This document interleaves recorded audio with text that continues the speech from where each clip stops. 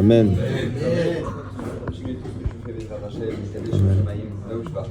Amen.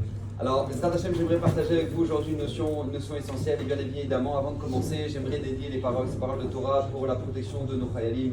Que Dieu le protège de tout mal, qu'il puisse revenir les Shalom Bezrat Hashem, la protection de tout l'âme Israël où il se trouve. Et bien évidemment, le retour des otages. On souhaite Bezrat Hashem et Karov. Alors, Baruch Hashem, c'est un grand plaisir pour moi à chaque fois d'être ici à Madrid, la jeunesse, Baruch Hashem, Odou Hashem Kitov. Vous savez, la Gemara nous dit quelque chose, un principe qui est fondamental, qui doit nous accompagner dans notre vie, qui est que la Gemara nous dit tout simplement, n'importe quel juif, peu importe son niveau de religiosité, peu importe ses difficultés, peu importe, l'homme est chané, ça change rien, n'importe quel juif, dans le fond, il veut servir Hachem. Même celui qui est super loin, il mange du cochon à Kippour, il mange du pain à Pessah, même lui, nous dit la Gemara dans Brachot, dans le fond, il veut faire la volonté d'Hachem.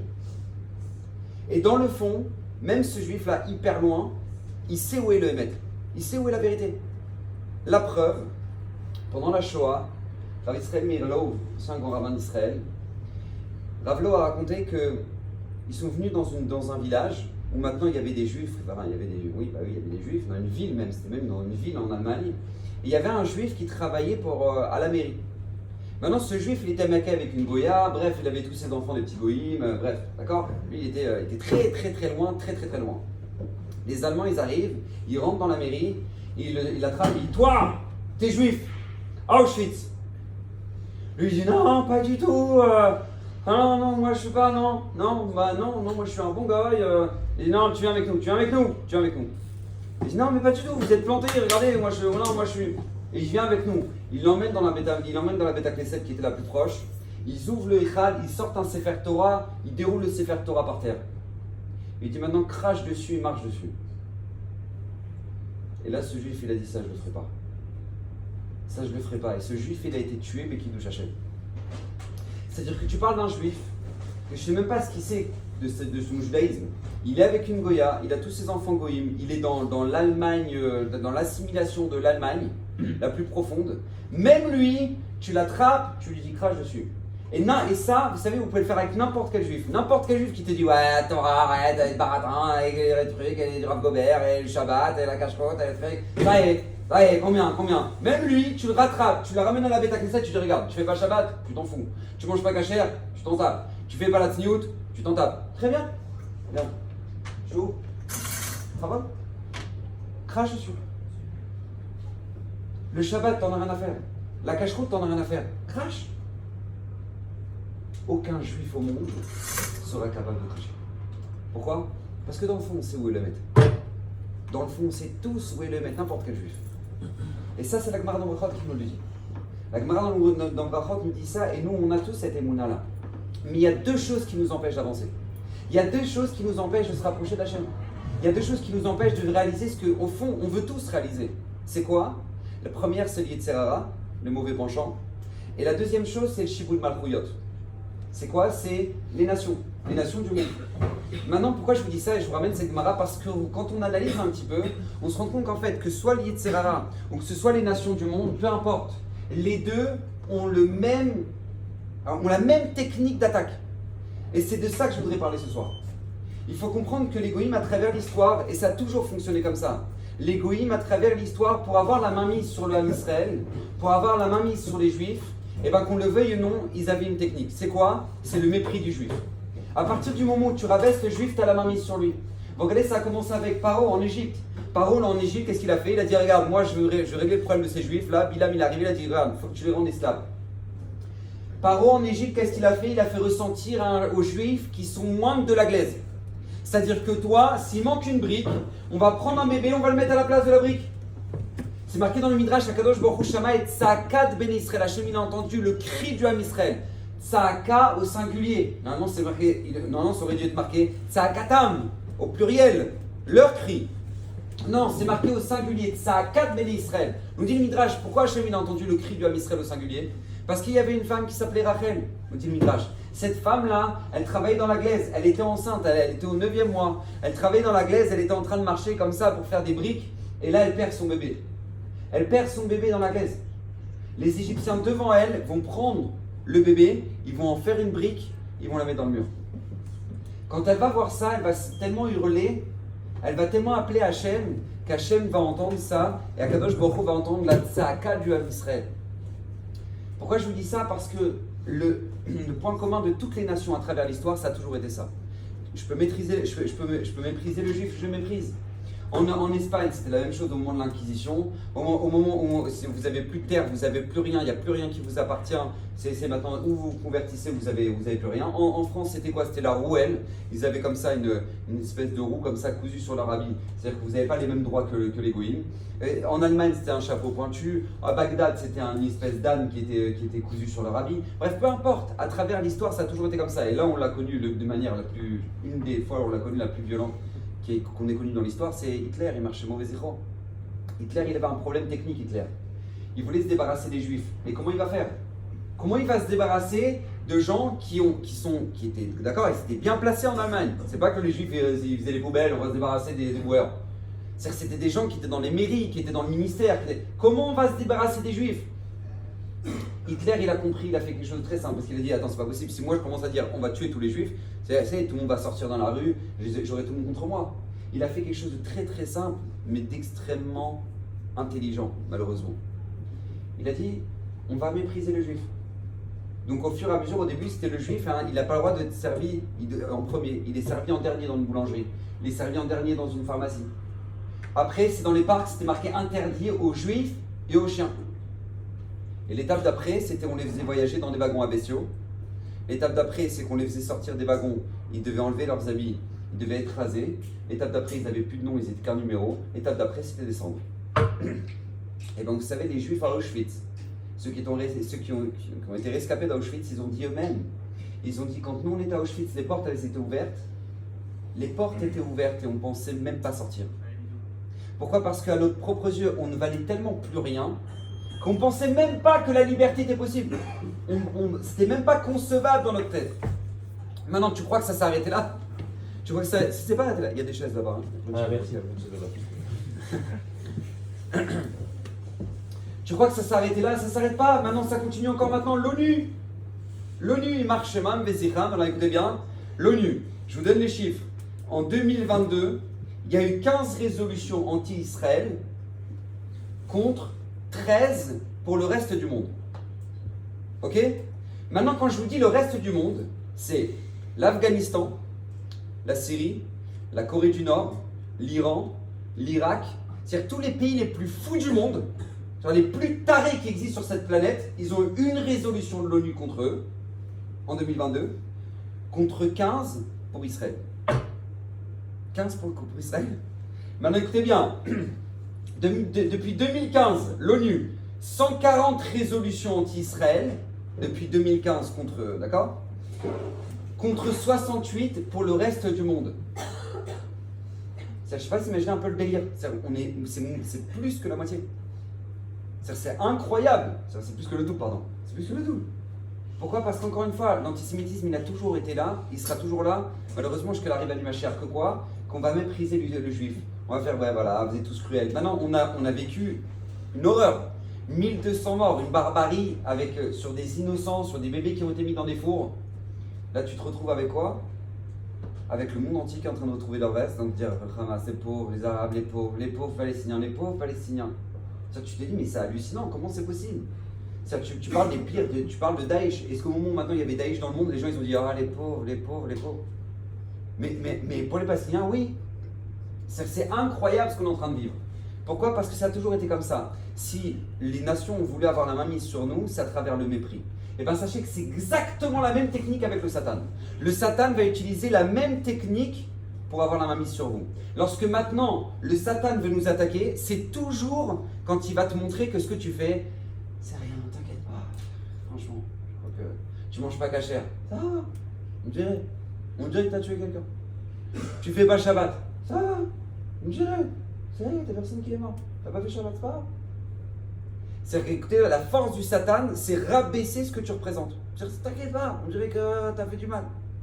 Mais par contre, une fois que tu l'as pas fait, il vient et te dit, mais t'es vraiment... Non mais vraiment, t'es pas chra un peu. Il y avait un chiour, t'es pas venu. Non mais sérieux. Je vois pas qu'il y avait un chiour, pourquoi t'es pas venu? Donc au début, je dis, ça va, c'est un chiour. Mais après, tu dis, mais franchement, si t'as organisé ces trucs, t'as mis 1 heure à t'asseoir. Ça va, on dirait, on t'a demandé. C'est-à-dire que quoi, tu sais que c'est important le Shabbat. Mais bon, t'as craqué dans le Shabbat, il vient après Shabbat, il dit, ça va, franchement, t'as gagné quoi dans ton 1 heure de téléphone? T'as gagné quoi? T'aurais pas pu faire Shabbat? C'est-à-dire que c'est le double, c'est incroyable. C'est qu'avant ils te disent, oh mon Dieu, tu vas tuer quelqu'un. Mais après ils te disent, mais tu te rends compte de ce que tu as fait? À cause de toi, il y a des Khayalim qui meurent à Gaza. Et voilà, bravo, bravo. C'est la spécialité du Satan. Et nous, combien on doit en prendre conscience de ça? Parce qu'encore une fois, nous on doit savoir une chose. N'oubliez jamais ce que je vais vous dire maintenant. Notre pire ennemi, c'est pas le Hamas. Notre pire ennemi, c'est pas l'Iran. Notre pire ennemi, c'est nous-mêmes. C'est nous-mêmes. Parce qu'on ne prend pas conscience de l'impact de ce qu'on est. On ne prend pas conscience de la grandeur de ce qu'on représente. C'est-à-dire que pourquoi? Parce qu'encore une fois, le monde entier te dit, tu as un petit juif, tu as un trait, comme ça va, de toute façon, vous faites les chouchous à moitié. Mais quand maintenant tu réfléchis un petit peu, vous savez, Midrash, il dit quelque chose d'incroyable. Il y a un Midrash qui raconte qu'une fois, il y avait un monsieur qui marchait dans la forêt comme ça. Il voit 2 oiseaux qui se battent comme ça dans la poussière, ça, ta ta ta ta ta ta ta. Pam! Le premier, il tue le deuxième, il le flingue. Il est comme ça, par terre. Les pattes en l'air, comme ça, l'autre, il est mort, par terre. Maintenant, lui, il voit ça. Il voit le combat, l'oiseau qui est mort. Il voit le premier oiseau qui part. Il va chercher une plante. Il la pose sur l'autre oiseau. Triatamétim. Résurrection des morts. L'oiseau, il est mort. Va au Hachem. Maintenant, lui, il voit ça. Il est comme un fou. Il voit ça, il est comme un fou. Il se dit, waouh, incroyable, Triatamétim. Genre, la plante de Triatamétim. Lui, il se dit, ça y est, j'ai le business. J'ai le business, je vais devenir milliardaire. J'ai la plante que tout le monde recherche. Celui qui veut que je réveille sa grand-mère, je me mets devant le cimetière, il me fait un chèque, je réveille sa grand-mère. Et lui, il commence à dire, waouh, je vais faire la villa, la pistoche, le truc. Il commence à partir dans un truc. Il dit, ça y est, c'est la refaite, c'est la refaite. Maintenant, il commence à marcher sur le chemin pour rentrer chez lui. Et d'un coup, sur le chemin, il commence à avoir un doute. Il dit, attends, mais je me suis chauffé, mais peut-être que l'oiseau, il était même pas mort. Je sais pas, je me suis dit que l'oiseau est mort, il est même pas mort. Et puis même s'il est mort, peut-être ça marche qu'une fois. Après il se dit, mais peut-être ça marche qu'avec un oiseau. Et peut-être ça marche qu'avec un oiseau qui met sur un oiseau. Il commence à avoir plein de doutes comme ça. À la fin il dit, tu sais quoi, je vais essayer. Il voit une carcasse de lion par terre, il pose la plante dessus, le lion, il se réveille, il le mange. Fin du Midrash. Je me suis dit, ce Midrash, c'est quoi ce Midrash de fou? J'avais entendu à Bnebra de Rav Reuven Karnstein, il a dit, ce Midrash là c'est l'histoire de la vie. Ce Midrash, c'est l'histoire de la vie. Akadosh Baruch Hu nous a donné une plante extraordinaire dans nos mains qui s'appelle la vie. C'est la vie. Maintenant, tu prends n'importe quel enfant, quand il démarre sa vie, il dit, tu vas te faire quoi quand tu seras grand? Moi, je serai pompier. Moi, je serai pilote de chasse. Moi, je serai... Tu regardes un enfant, il a plein de projets dans sa vie, il a la vie devant lui, il s'est dit, waouh, mais quel cadeau, quelle merveille. Et plus il grandit, plus ça devient compliqué. Plus il prend le chemin de la vie, plus il commence à douter. Des fois, c'est les parents qui sont là pour le faire douter. Parce qu'ils ont dit, ah, franchement, hein, avec des notes comme ça, tu vas faire quoi? Hein, tu vas faire quoi de ta life? Tu vas ramasser les poubelles, hein? C'est ça que tu vas faire? Mais déjà, voilà, pompier, c'est mort déjà. Et pilote de chasse, encore plus. Donc après, il commence à grandir. Après, voilà, il commence à avoir 20 ans, 21 ans. Et maintenant, dès qu'il a un examen, il dit, franchement, je suis sûr que je vais le rater. Je suis sûr que voilà, ça va pas bien se passer. Pourquoi ça se passerait pas bien? Pourquoi ça se passerait pas bien? Ouais, parce que je sais, voilà, je sens que je suis pas assez. C'est-à-dire on a fait grandir une génération de gens qui n'ont plus confiance en eux. Qui ont zéro confiance en eux. Moi, il y a une jeune fille, la dernière fois, elle est venue me voir à la fin d'un shiur. Elle m'a dit, Kvodarav, voilà, j'aimerais juste une bracha, s'il vous plaît. Je dis oui, pourquoi? Elle dit, bah voilà, parce que je suis dans une situation un peu compliquée. Voilà, moi j'ai un copain, mais voilà, ça fait 3 ans qu'on est en couple. On est en couple, on est en couple. Et donc, je dis, ok. Et elle dit, bah faut se marier, faut faire un vrai couple. Alors, elle me dit, non, mais en fait, voilà, c'est un peu compliqué parce qu'en fait, j'ai quelques doutes, mais voilà, je pense qu'avec la bracha, je pense que. Je dis, c'est quoi les doutes? Bah, en fait, il m'a déjà trompé une fois. Ok, d'accord. Non, mais il a fait tchouva, hein. Il a fait tchouva, je sais, il est sérieux, il est sincère, il a fait tchouva, Ok, super. Et je dis, mais ok, mais il a des bonnes midotes. Alors voilà, il est un peu nerveux. J'ai dit, mademoiselle, il y a mieux qu'une poubelle pour se marier. Quand même, non, il y a mieux qu'une poubelle pour se marier. On ne peut pas commencer à miser sur les poubelles pour se dire, vous pensez qu'avec la poubelle, je vais bien, Rav? Et qu'à une bracha, ça va le transformer d'une poubelle en un homme, non? Vous pensez pas? Je Je dis, mais madame, je vais faire des brachot jusqu'à demain, ça ne changera pas. C'est-à-dire, n'allez pas vous marier avec un fou en disant non, il est fou, mais Bezrat Hashem, le Rav il a dit, donc il va devenir normal. Non, bah non, non, je t'annonce d'entrée, c'est mort, c'est mort. Mais comment maintenant elle peut croire un instant que maintenant, voilà, mais tu lui demandes 2 secondes, tu te rends compte avec qui tu veux te marier là? Qu'est-ce qu'elle te répond la pauvre? Oui, mais là, je sais pas si je finirai par trouver mieux, je sais pas si je mérite mieux. Mais comment tu peux croire que tu mérites pas mieux qu'un fou? Il est pas normal. Comment tu peux croire que maintenant tu mérites pas mieux que ça? Pourquoi? Parce que c'est ça le problème.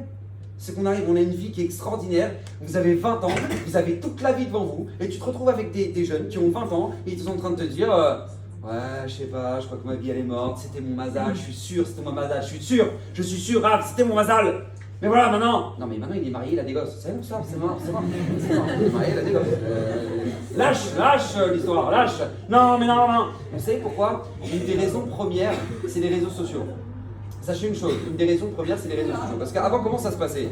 Avant, tu connaissais quelqu'un, bon, voilà, tu as une vie amoureuse, etc. Et puis tu te rends compte qu'en fait, ça n'a rien à voir. Lui, toi, tu fais Shabbat, lui, il fait pas Shabbat. Toi, tu manges kasher, elle mange pas kasher.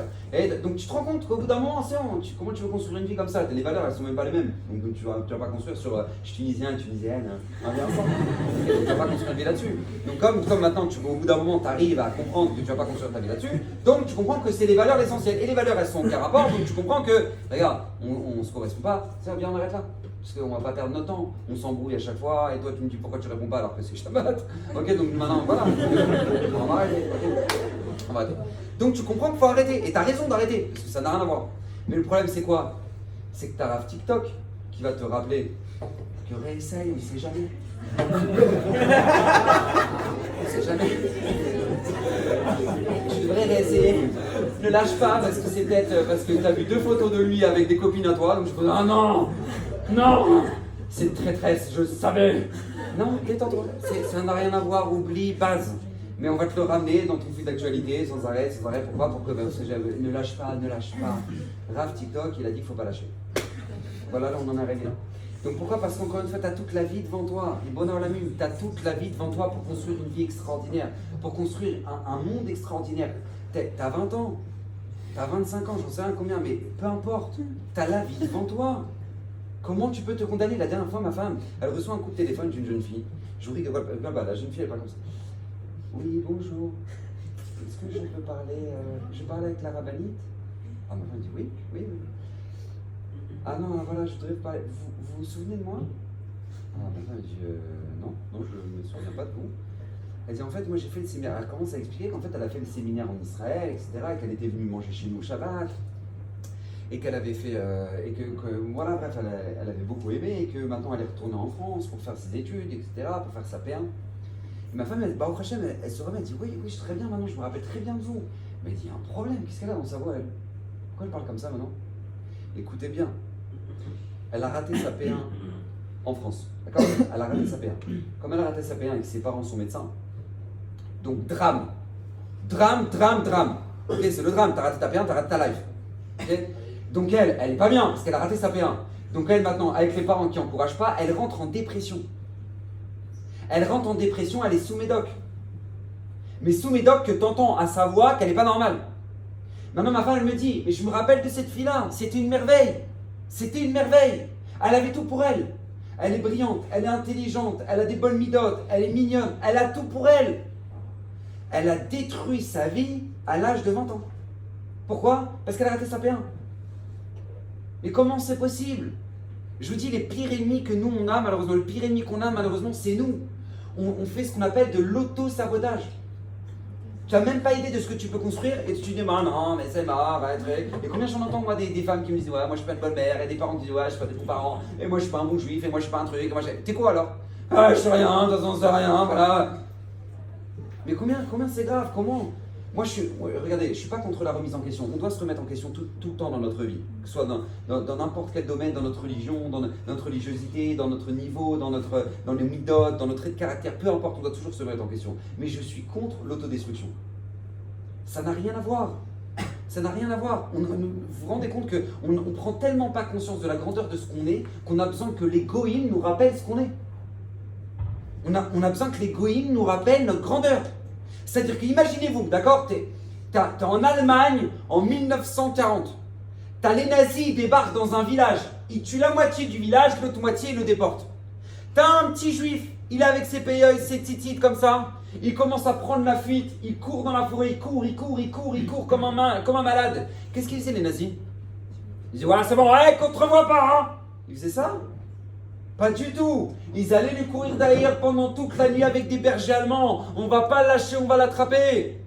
Mais qu'est-ce que tu lui veux à lui? Mais qu'est-ce que tu lui veux à ce juif? Qu'est-ce qu'il t'a fait? C'est un revendeur d'armes, de drogue. Qu'est-ce qu'il a? Pourquoi tu lui cours toute la nuit avec des bergers allemands?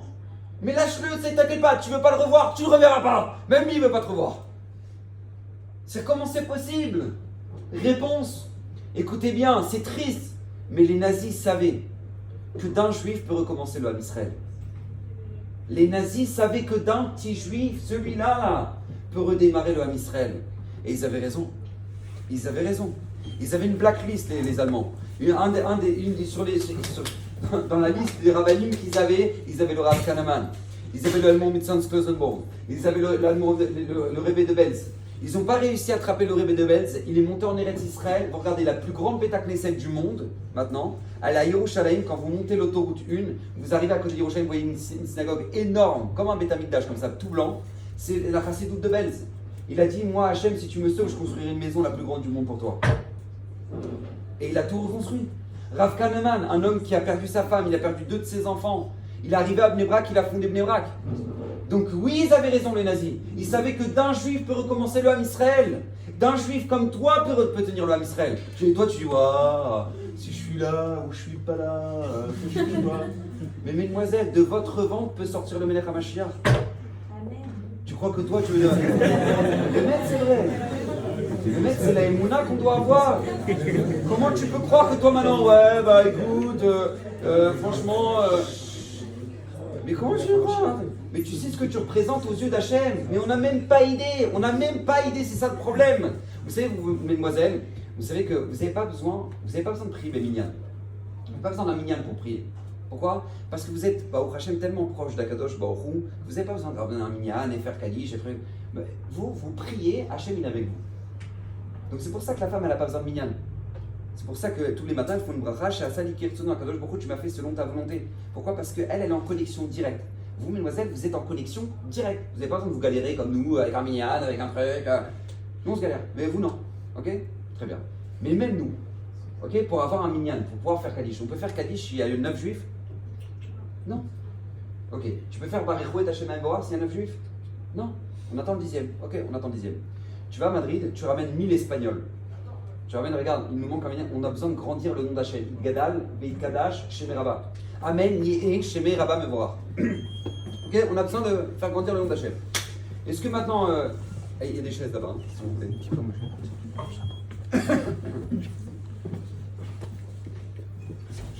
On a besoin de faire grandir le nom d'Hachem. T'as 1000 Espagnols. T'as 9 juifs, là, t'en as 9 ici dans le centre. T'as 1000 Espagnols.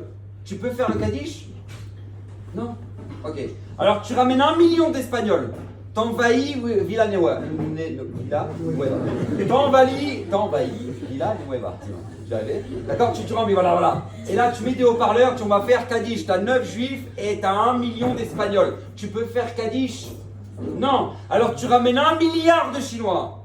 Tu peux faire Kaddish? Tu peux pas. Et là, d'un coup, t'as David Benamou, il arrive. Eh salut, je suis là. Ah David, t'es là. Super. Rabbi Hananana Kashomer Ratzak Kadosh Baruch Hu Zakot Israël Firal Balay. Gadal Veit Kadash Shemé Rabba. Attends, j'ai pas compris. T'as ramené 1 milliard de Chinois. Tu peux pas dire Veit Gadal que son nom soit grandi. T'as 1 milliard de Chinois. Tu peux pas faire que son nom soit grandi. Non, on a besoin de David. On a besoin de David. Tu te rends compte de ce que tu représentes? Tu crois que tu peux le matin dire ah écoute, je suis là ou je suis pas là, ça va quoi, on dirait. Mais t'as pas compris, papa. T'as pas compris. 1 milliard de Chinois, ils vont pas te remplacer. Comment tu peux dire écoute, si je suis là ou je suis pas là? Tu comprends la place que t'as? Tu comprends ce que tu représentes aux yeux d'Hachem? Mais nous, malheureusement, là, on dit voilà, ça va. Vous vous rendez compte, écoutez bien, on est 0,02% du monde. 0,02% du monde. Le monde entier parle de nous. Il n'y a pas un moment où tu dis s'il te plaît, je suis pas le patron moi ici. Le monde entier parle de toi. C'est incroyable. Le monde entier parle de toi. Je crois que... Vous savez, ils ont fait une étude à Harvard. Ils ont pris les étudiants de Harvard. Ils leur ont posé la question. Citez-nous 10 personnes qui pour vous ont marqué l'histoire. Eh bien, sur 10 personnes, ils ont tous au moins cité 8 juifs. 8 juifs sur les 10. C'est-à-dire, dedans, tu avais Moshe Rabbeinu, tu avais le Rambam, tu avais Avraham Avinu, tu avais Einstein, tu avais Jésus, parce que même lui, il est fait. On n'est pas fiers, mais quand même. C'est quand tu regardes, 8 sur 10 qui ont révolutionné le monde, Ribbon Olamim. Tu te rends compte de ce que tu représentes. Là où les juifs ils sont, de toute façon ils dérangent. Vous avez pas remarqué à Villanueva? D'accord. Donc, pourquoi? Parce que Bémet c'est comme ça. Et nous on doit prendre conscience de notre grandeur. Tu peux pas être grand et te considérer comme petit, ça n'existe pas ça. Vous savez, Rav Israël Salanter dit une phrase extraordinaire, ne l'oubliez jamais cette phrase, elle est fondamentale. Rav Israël Salanter nous dit, tu ne pourras jamais réussir ta vie ou réussir tes épreuves et te confronter à tes épreuves si tu n'es pas conscient de la grandeur de ce que tu représentes. C'est impossible. Tu ne pourras jamais affronter tes épreuves et réussir ta vie si tu ne prends pas conscience de ta grandeur. Il dit, vous savez à quoi ça ressemble? À un khayal, à un soldat. Tu prends un soldat, ok? Soldat, qu'est-ce qui va faire de lui un bon khayal? D'accord? Un khayal de Tzahal, qu'est-ce qui va faire de lui un bon soldat? C'est quand il va connaître le Hamas? C'est quand il va savoir exactement comment fonctionne le Hezbollah? Non. Qu'est-ce qui va faire d'un bon soldat de Tzahal un bon soldat? La réponse, elle est très simple. C'est lorsque ce soldat-là, il connaît exactement ce qu'il fait. Il connaît exactement ses capacités. Il connaît son endurance. Il sait quand l'autre il s'est pris une balle, combien il peut courir avec l'autre sur son épaule. C'est quand son arme elle a pris du sable et qu'elle a enrayé, qu'est-ce qu'il peut faire avec et qu'est-ce qu'il doit faire avec. Il se connaît par cœur. Ça, c'est un bon soldat. Un bon soldat, c'est celui qui connaît ses capacités. Ensuite, tu lui apprends, tu lui parles du Hamas, tu lui parles du Hezbollah, tu lui parles comment il fonctionne. Mais c'est pas ça qui fait de lui un bon soldat. C'est lorsqu'il connaît ses capacités. Il dit Rav Israël Salanter, on est tous des soldats dans notre vie. On a tous des combats de la vie à affronter tous les jours. Mais comment veux-tu affronter ta vie si tu ne comprends même pas la grandeur de ce que tu es? Moi, je vous assure, si on demande à tout le monde quels sont vos défauts, vous allez tous savoir me donner une réponse. Ouais, moi le matin je galère à me lever, je suis paresseux. Ouais, moi je suis un grand nerveux. Ouais, non, moi franchement, j'arrive pas à sourire dans ma vie, j'ai pas de joie. Ouais, d'accord, chacun connaît ses défauts. Chacun connaît ses défauts. Mais si je vous dis, qu'est-ce que vous avez d'extraordinaire chez vous? De quoi? D'extraordinaire. Alors là, je savais même pas que je valais quelque chose. Vous me dites extraordinaire. Mais comment veux-tu affronter ta vie? Comment veux-tu affronter tes épreuves si tu ne comprends même pas en quoi tu as quelque chose de particulier? Qu'est-ce que tu as toi d'incroyable? Tu crois franchement qu'Hachem il t'a jeté, il arrive, j'ai une âme, j'en fais quoi? Direction Villanueva? Bon allez vas-y laisse là-bas, vas-y je te donne. Tu crois qu'Hachem il t'a ramené dans ce monde et dire allez Basacha, allez, à 120 ans. Hachem il t'a envoyé pour une mission ici. Akadosh Baruch Hu il t'a envoyé pour une mission qui est unique au monde. Tu as un rôle qui est unique au monde, que personne au monde ne pourra réaliser à ta place. Vous savez, on a tous une empreinte digitale, oui. Vous savez qu'elle est unique au monde. Il n'y a personne d'autre au monde qui l'a. Je vous pose la question, Hachem il s'ennuie. Il a créé des hommes, il a dit hey, ils ont des doigts, qu'est-ce qu'on fait? Il est parti voir les anges, il a dit hey, les anges, qu'est-ce qu'on fait? On leur fait les dessins. Allez, là, on va faire les dessins, on s'éclate, on va faire un petit dessin. Ils ont fait des petits dessins sur les doigts. Pourquoi qu'Hachem il a que ça à faire? Pourquoi Kadosh Baruch Hu il a mis ça sur nos doigts?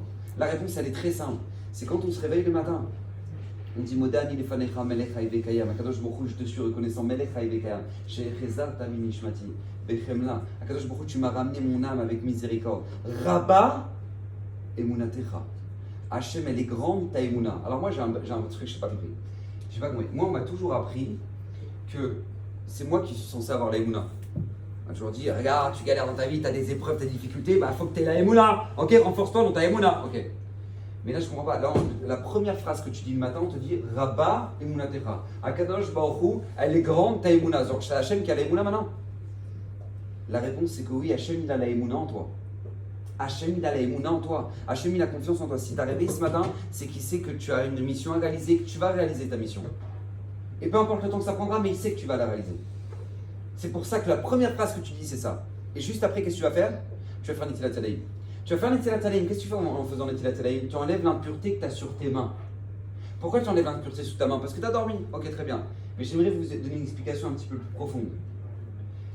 C'est que quand tu regardes tes mains, c'est le symbole de la réalisation de ce que tu vas faire dans ta vie. C'est grâce à tes mains que tu vas réaliser des grandes choses. Et bien, regarde tes mains. Tu es unique au monde. Il n'y en a pas d'autres comme toi dans le monde. Ce que toi tu vas faire, c'est unique au monde. Il n'y a personne qui pourra faire ce que toi tu es venu faire dans ce monde. C'est pour ça que tu vas enlever l'impureté que tu as sur tes mains, à l'image de l'impureté que tu as dans ta tête en disant ouais, mais moi je suis là, ça sert à quoi? Franchement, j'avais été là ou j'avais pas été là. Enlève ça, enlève l'impureté. Dès le matin, la première action qu'on te demande de faire, c'est enlever l'impureté que tu as sur tes mains. Pour que tu regardes tes doigts, tu dis bah, Hachem, Akadosh Baruch Hu, tu as confiance en moi. Akadosh Baruch Hu, je sais que tu attends quelque chose de moi. Et ça nous de le faire. Vous savez, le Saba Mikelem, écoutez bien ce qu'il dit. Il dit il y a une faute très grave. Il y a une faute très grave, il dit le Saba Mikelem. C'est de ne pas connaître ses défauts. Mais il y a une faute encore plus grave, c'est de ne pas connaître ses qualités. Comme ça, il dit le Saba Mikelem. Il y a une faute très grave, c'est de ne pas connaître ses défauts. Mais une faute encore plus grave, c'est de ne pas connaître ses qualités. Vous savez, Rav Nissim Egen, il raconte qu'une fois, il y avait un chasseur, il marchait dans la forêt comme ça. Il allait chercher, je sais pas, du gibier, quoi. Il marchait, il passe à côté d'une ferme.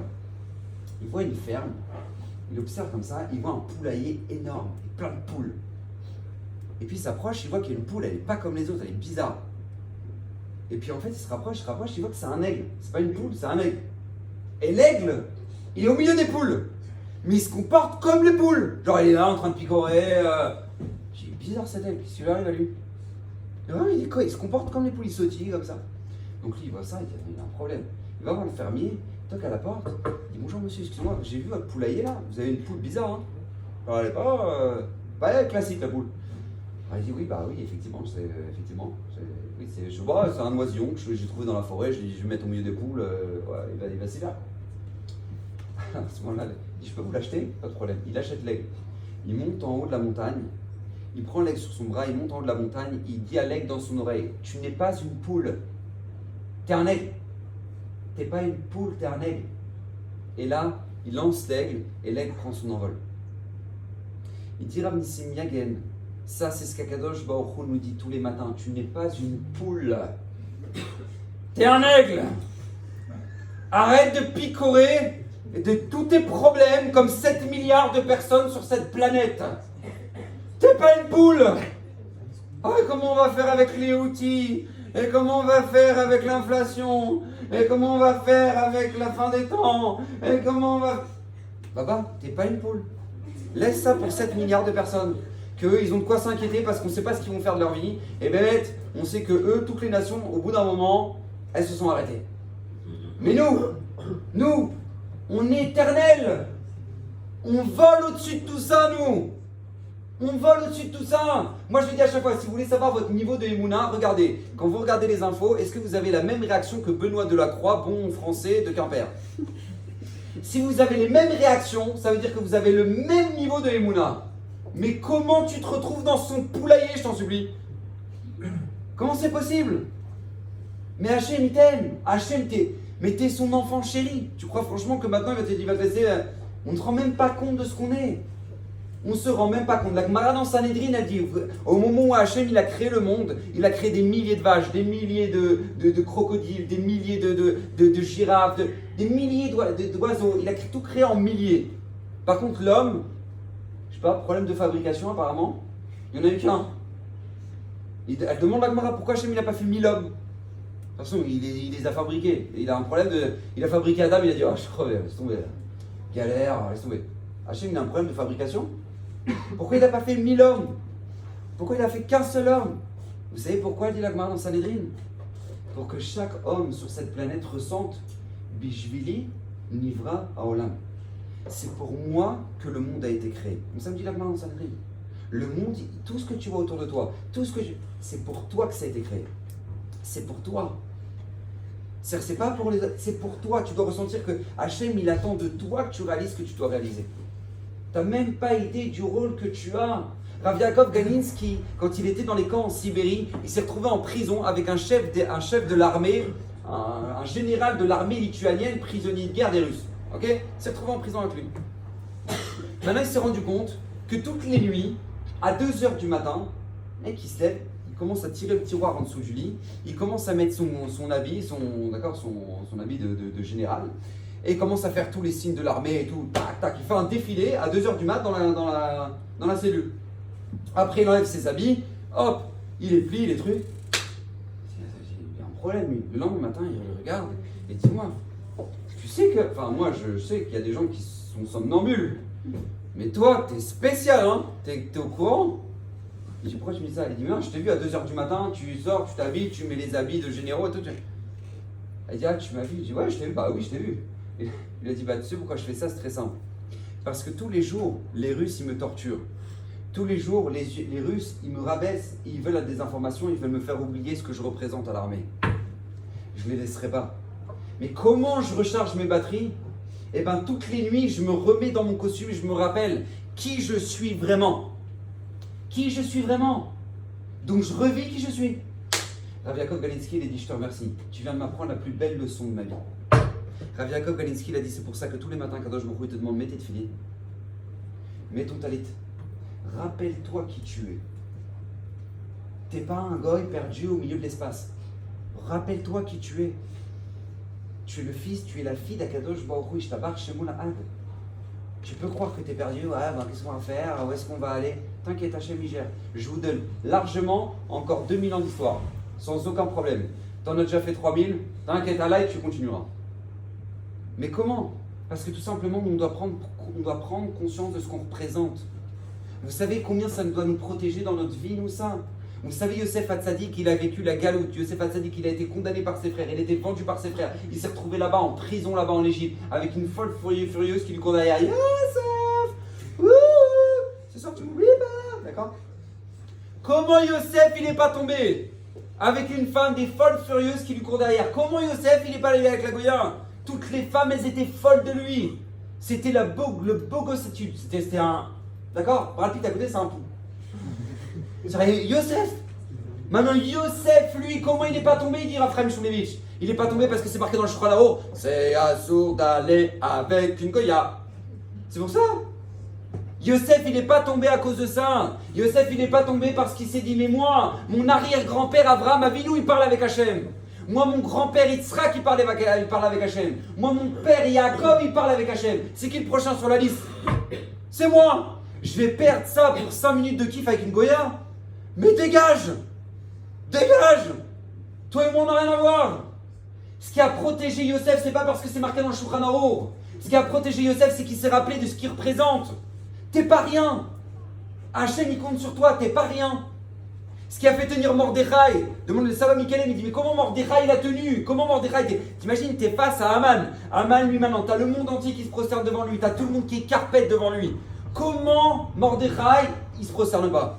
Mais imagine-toi, c'est comme si maintenant tu arrives au... Vous savez les défilés hitlériens où il y avait Hitler à Nuremberg, là, t'avais tout le monde, tous les nazis en train de faire le site hitlérien, et t'as Hitler qui passait, vous voyez cette image là, où t'as Hitler qui passe au milieu. Imagine-toi maintenant, t'as un rabbin au milieu, et il dit, hey Hitler, t'as ce tachemou là, c'est chum, hein.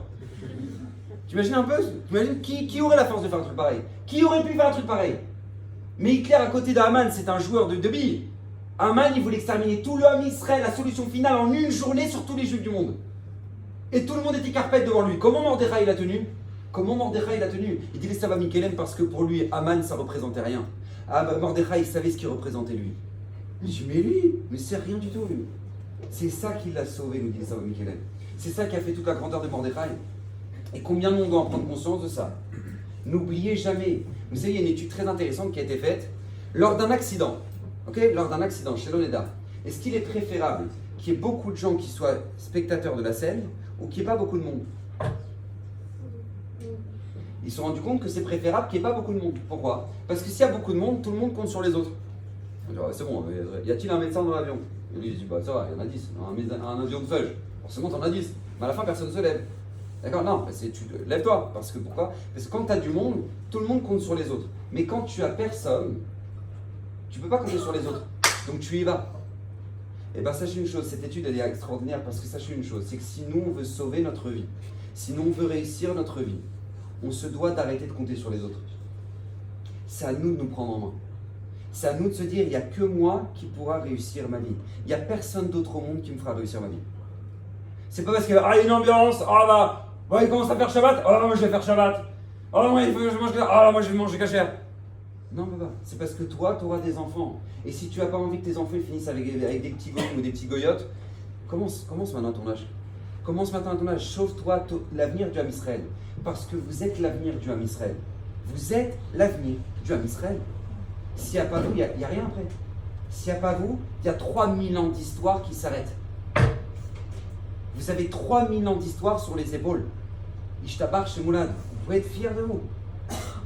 Mais combien c'est à toi de prendre en main, de te dire je peux compter sur personne, je compte sur personne. Et vous regardez tous ceux qui ont construit notre peuple, sont des gens qui se sont dit je compte sur personne. Je regarde Abraham Avinu, il a vu que le monde il est en train de partir dans le décor complet, tout le monde tombe dans l'idolâtrie, dans la débauche. Abraham Avinu il dit attends, je sais pas comment, ils ont oublié qu'il y a un Dieu sur terre. Et là. Non, il n'avait pas les réseaux sociaux, il n'avait pas de groupe WhatsApp, il n'avait pas Facebook, il n'avait pas Instagram, il n'avait rien de tout ça. Qu'est-ce qu'il a fait? Abraham Avinu il a dit, je peux commencer avec quoi? Avec des sandwichs? Yallah, je commence avec des sandwichs. Il a commencé à me mettre des sandwichs comme ça dehors. Qui veut les sandwichs? Il a commencé à convertir les gens comme ça.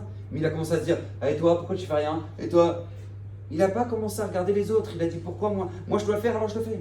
Moi je dois faire, alors je suis l'homme de la situation, alors je vais le faire. Ça c'est Abraham Avinu. Mais ça c'est ce que nous on doit être les Abraham Avinu de notre vie. Et moi je vous dis, je vois maintenant avec l'expérience que j'ai un petit peu. Je vois les couples qui partent à la dérive. Vous savez pourquoi ils partent à la dérive? Parce que chacun compte sur l'autre. Alors ça va, je suis pas seul à faire des efforts. Elle, c'est quand elle veut. Et lui, c'est quand il veut. Il n'y a pas de raison que moi je prenne que. Ces gens-là qui tiennent ce genre de discours, c'est les prochains à donner le guet. Ne compte pas, ne t'appuie pas sur l'autre pour sauver ton couple. Toi, dis-toi que tu es le seul à sauver ton couple. C'est ce que tu dois ressentir. Moi, je vois les parents qui sont dépassés dans l'éducation de leurs enfants, c'est parce qu'ils comptent sur l'autre. Et voilà, ça va, c'est son père, c'est sa mère, je comprends pas pourquoi il n'y a que moi, le truc. À partir du moment où tu jettes la responsabilité sur l'autre, alors c'est le début de la fin. Dans la vie, ne compte sur personne d'autre que toi. C'est à toi de faire ce que tu as à faire. C'est ta mission et c'est ça qu'Akadosh Baruch Hu, c'est pour ça qu'Akadosh Baruch Hu t'a créé. Et combien on doit faire attention à ça? Parce qu'Akadosh Baruch Hu attend ça. Hachem attend ça de nous.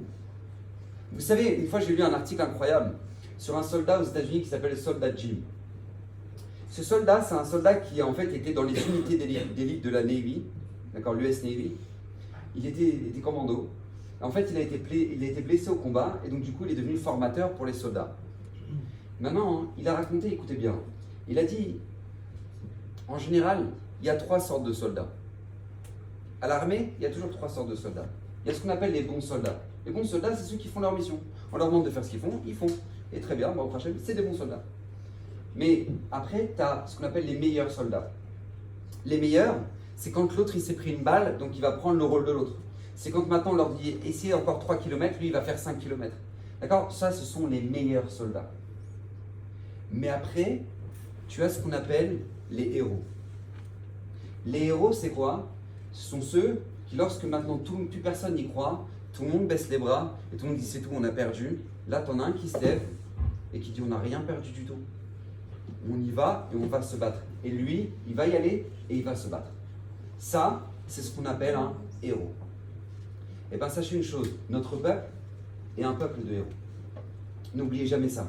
Notre peuple est un peuple de héros.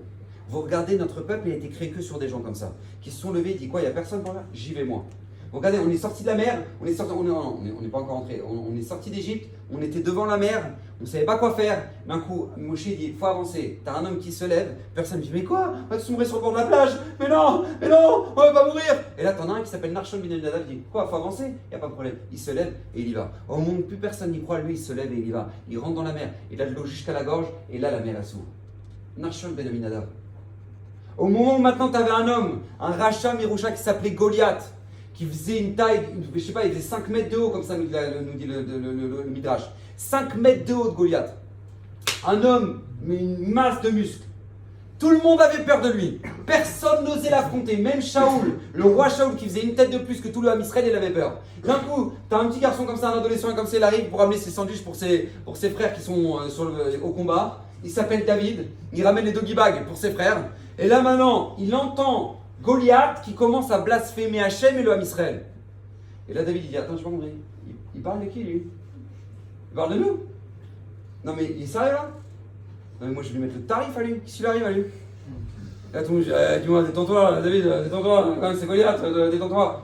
Je dis, mais pas de problème, j'y vais. Et attends, on va demander l'autorisation à Shaoul. Tu peux pas faire ça comme ça, on va demander l'autorisation au roi. Il va voir Shaoul et il dit, mon roi, vous lui permettez de lui mettre le tarif? Pas de problème, vas-y.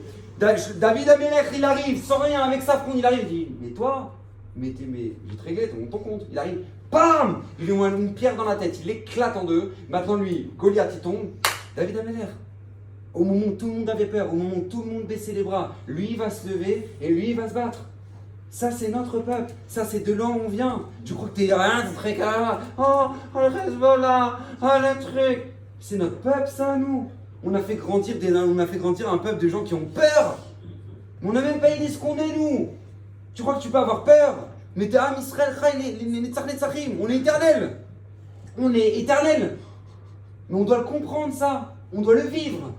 Matithia, où tu regardes Hanouka, la même chose. Tu as le plus grand empire probablement de l'histoire, qui étaient les Grecs. Ils arrivent en Eretz Israël pour se débarrasser des Juifs. Ils arrivent en Eretz Israël d'un coup. Tu as Matityahu, il est à la table de Shabbat avec ses 5 fils. Écoutez les enfants, je vois que personne n'agit. Donc on va y aller. D'accord? On va les éclater les Grecs.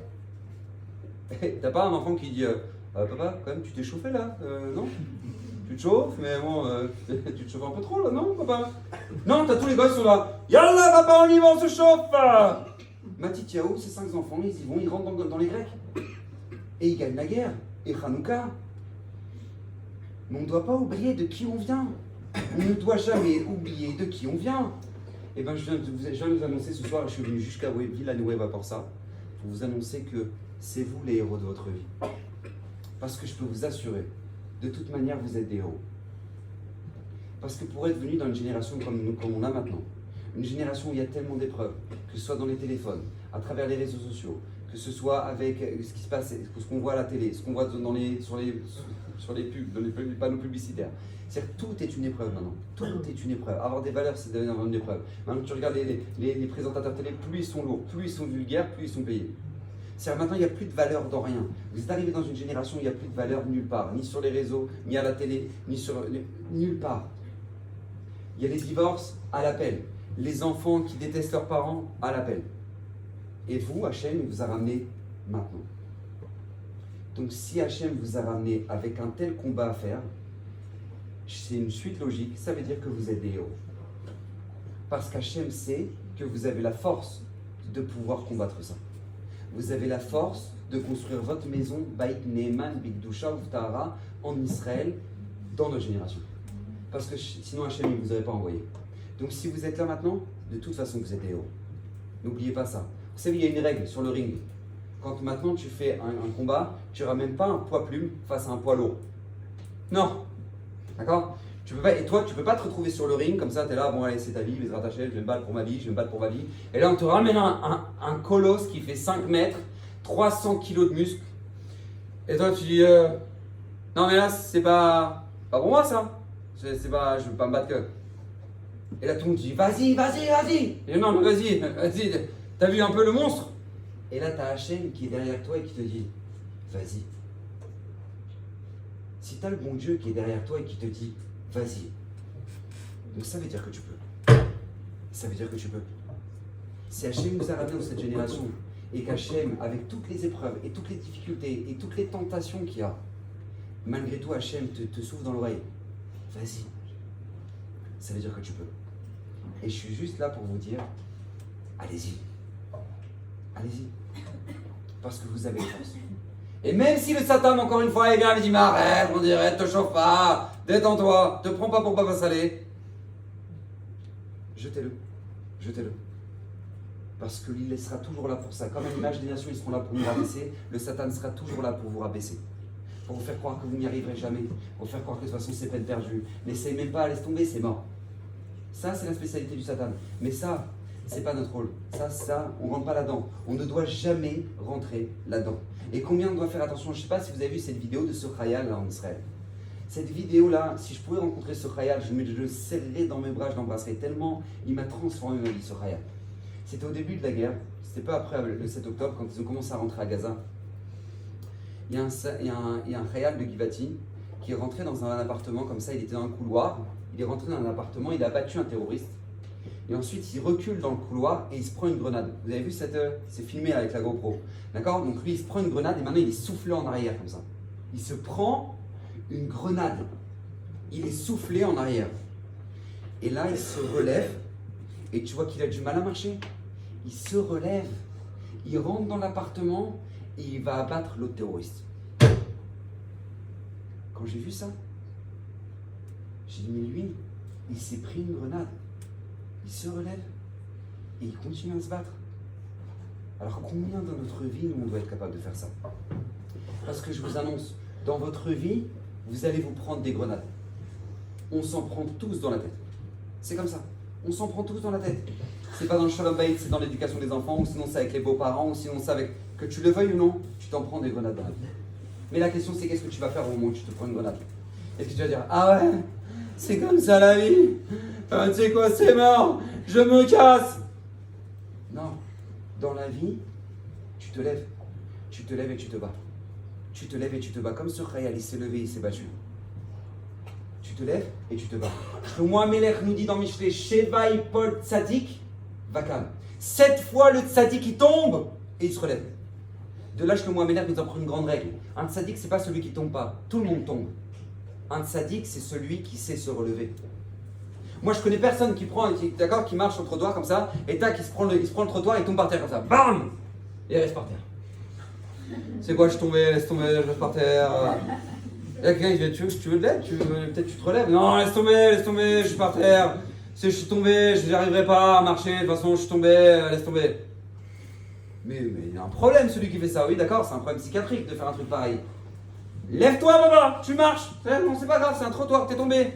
Eh ben les gens ils font pas ça. Les gens malheureusement ils font ça dans le Shalom, ils font ça dans le Shalom Bayit, ils font ça dans leur Shabbat. T'es tombé, t'as été Mechal le Shabbat, alors toi t'as fait des efforts pour garder Shabbat et t'es tombé dans le Shabbat. C'est pas grave. T'es tombé, tu te relèves. Ouais non, c'est que je suis pas au niveau. Ah je suis pas au niveau, c'est pas pour moi. Je suis pas. C'est pas grave. T'es tombé dans le Shmirat Abri, t'es tombé. C'est pas grave, tu te relèves. T'es tombé dans la cache-route, c'est pas grave, tu te relèves. Personne reste comme ça, non, mais non, je suis tombé dans la cache-route, c'est pas pour moi, je sais que le McDo, de toute façon, c'est une histoire d'amour. Détends-toi, c'est pas grave, t'es tombé, tu te relèves. T'es tombé, tu te relèves. Il nous dit le Maharsha, écoutez bien ce qu'il nous dit, quelque chose d'incroyable. Il nous dit pourquoi Shlomo Amelech dit Sheva Yipol Tzadik Vakam, 7 fois le Tzadik il tombe, et pourquoi pas 6, pourquoi pas 10, pourquoi pas 20, pourquoi pas 40, pourquoi 7? Il dit le Maharsha, écoutez bien, parce qu'il y a combien de jours dans la semaine? Il y a 7 jours dans la semaine. Il dit le Maharsha, t'es tombé dimanche, c'est pas grave, tu te relèves. T'es tombé lundi, c'est pas grave, tu te relèves. T'es tombé mardi, c'est pas grave, tu te relèves. Il dit 7 jours de la semaine. Tu tombes tous les jours, c'est pas grave, tu te relèves. Mais le principal, c'est que tu te relèves. Personne ne reste par terre. Personne ne se prend un trottoir et il reste par terre. Les gens se relèvent. Ça, c'est ce que tu dois faire. Tu t'es pris une grenade, ça t'a fait mal. T'es tombé, ça t'a fait mal. C'est pas grave, tu te relèves. Tu te relèves et tu te bats. Parce que dans votre vie, vous allez devoir faire ça. Parce qu'au moment dans votre Shalom Bayit, vous étiez persuadé que vous aviez raison et que maintenant tu reçois une grosse grenade de la personne que tu aimes le plus au monde, qui t'a fait mal. Eh bien c'est pas grave, tu te relèves et tu te bats pour ton Shalom Bayit. Tu te bats pour que Bezrat Hashem, ta maison, soit extraordinaire. Tu te bats pour avoir un couple extraordinaire. Tu te bats pour que maintenant, Bezrat Hashem, tu vas construire quelque chose de grand. Vous savez, les héros, ce ne sont pas des gens qui n'ont pas de problème. Ce sont des gens qui osent avoir des problèmes. C'est ça toute la différence. Des problèmes, on en a tous dans la vie. Tout le monde est venu avec son dossier. Mis à part sur Insta où on te fait croire que personne n'a des problèmes, tout le monde a l'argent, tout le monde a en vacances. D'accord? Ça c'est Insta. D'accord? C'est pas la vie. La vie elle est pas comme ça. Dans la vie, tout le monde a des problèmes. Tout le monde a des difficultés, tout le monde a ses épreuves et tout le monde a son épreuve. Il y en a pour qui c'est la dépression, il y en a pour qui leur épreuve c'est garder Shabbat, il y en a pour qui leur épreuve c'est garder leur bride, il y en a pour qui maintenant c'est la drogue, peu importe, on a chacun notre épreuve. Mais c'est ton épreuve. T'es tombé, c'est pas grave, tu te relèves. tu te relèves. Mais tu ne tombes pas. Tu ne restes pas comme ça à dire bah non, mais c'est tout, c'est mort. Ça. Vous savez, écoutez bien ce que je vais vous dire. La douleur, elle est réelle. Mais la souffrance, elle n'est pas réelle. La souffrance, elle s'entretient. Tu as eu mal, c'est normal. Mais en faire de ça une souffrance, c'est un choix. Tu as choisi de souffrir. Mais tu n'as pas choisi d'avoir mal. Avoir mal, tu as eu mal. Mais ce que tu vas faire de ta douleur une souffrance, ah, je m'en sors pas, ça c'est un choix. Ça c'est un choix, c'est déjà plus la douleur. De faire de ta douleur une souffrance, c'est un choix. Et ne laissez personne vous faire croire l'inverse. Et combien on doit faire attention à ça, combien on doit être fier. Je vous dis, quand maintenant tu fais ton effort, tu te bats dans ta vie, tu te bats pour tes valeurs, tu te bats pour ce que tu as construit, tu te bats pour que maintenant, pour toutes tes épreuves, tu te bats. Je peux vous assurer, viendra un âge où vous allez regarder votre vie avec un peu de recul et vous serez fiers de vous. Vous serez fiers de vous. Parce que vous n'aurez pas lâché votre couple parce qu'il y a une embrouille. Parce que vous n'aurez pas lâché votre émouna parce que tu as eu une faiblesse. Parce que vous n'avez pas lâché votre Shabbat parce qu'une fois tu es tombé. Vous serez fiers de vous. Vous serez fiers. Parce que vous savez à l'armée ce que ça vaut quelqu'un qui déserte. Quelqu'un qui dit ah ouais, c'est trop dur, j'ai pris une grenade, je me casse. Ça vaut quoi ça à l'armée? Ça vaut zéro. Ça s'appelle un déserteur. On n'est pas des déserteurs de notre vie. Parce que jamais personne ne sera fier d'avoir déserté dans sa vie. Parce qu'on ne peut pas se permettre de croire qu'on vit comme si on a 3 vies. Oh moi j'ai le temps, Rav, j'ai 3 vies. Non, t'as pas 3 vies, t'en as qu'une. T'en as qu'une. Ne l'oublie pas. Mise maintenant sur ta vie. C'est à votre âge qu'il faut miser sur la vie. C'est à votre âge qu'il faut mettre tous les efforts de votre côté. C'est à votre âge qu'il faut faire le maximum pour que maintenant, dans 10 ans, votre vie soit extraordinaire. C'est à votre âge. Vous savez, vous prenez l'avion. Tu montes dans l'avion à Tel Aviv, tu prends le vol Tel Aviv-Paris. Tel Aviv-Paris.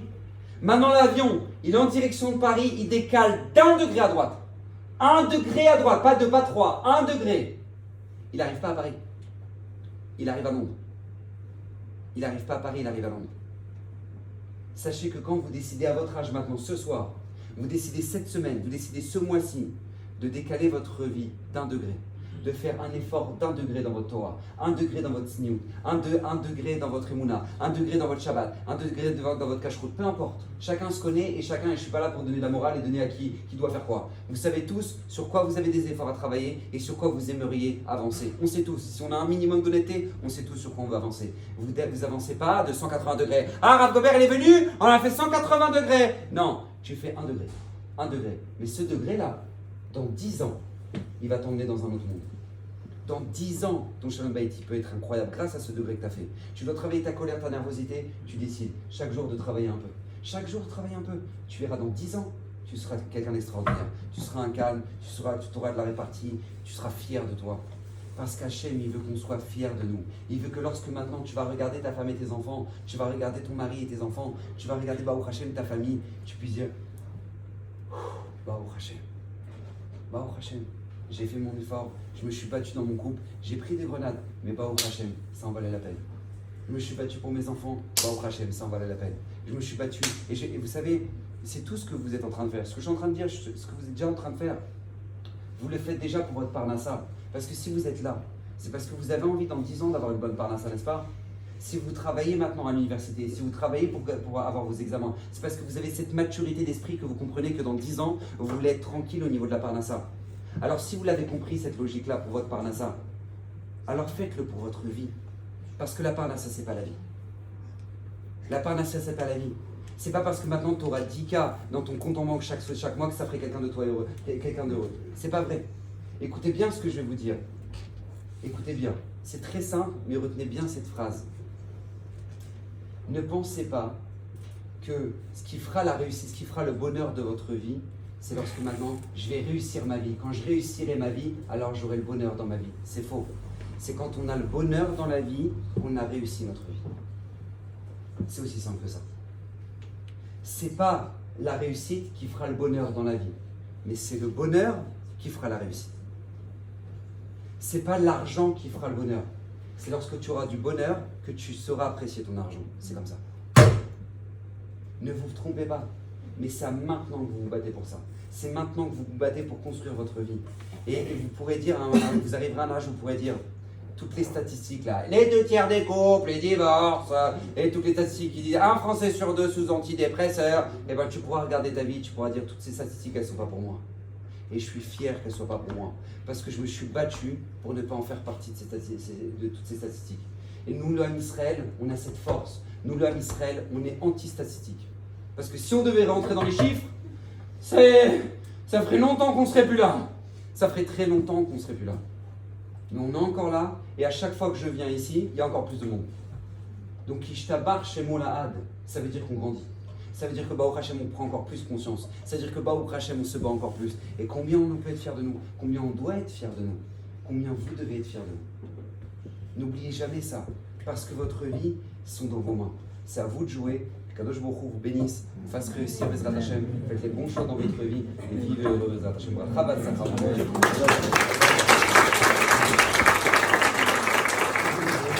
Merci beaucoup les amis, merci beaucoup Aram Gobert. Il y a tout de suite un buffet qui arrive. Alors pour tous ceux ou celles qui le souhaitent, alors je sais qu'il y en a qui voient déjà mes vidéos sur les réseaux sociaux, sur Instagram, sur TikTok, je sais pas, ou sur Facebook, ou sur YouTube, Rav Shimon Gobert.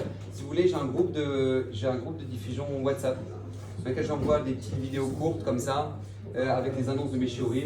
Alors je vous donne le numéro de téléphone pour ceux qui veulent s'inscrire, et comme ça vous pouvez rentrer sur le groupe. Alors pour le numéro de téléphone, c'est plus 972